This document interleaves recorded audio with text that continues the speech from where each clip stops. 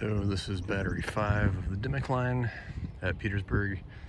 This was a Confederate battery that was protecting the outside of Petersburg, and was one of the first targets in the Union assaults on June 17th, 18th, 1864.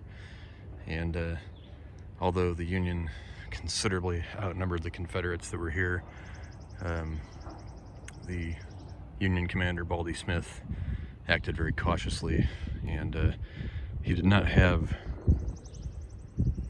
orders from Grant that were super, I guess, that didn't emphasize the imperativeness of taking these works.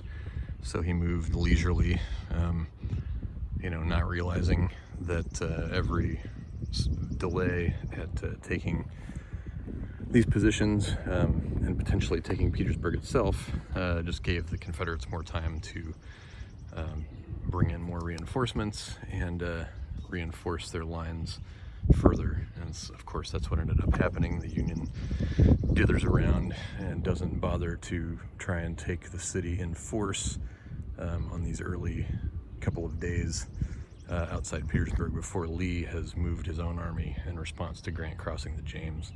So you end up with a classic, all too familiar story of missed opportunity for the Union, that had they simply moved more expeditiously and more aggressively, they would have probably ended the war much sooner than what happened. Instead, we end up with the siege of Petersburg, which drags on the war on for 9 more months.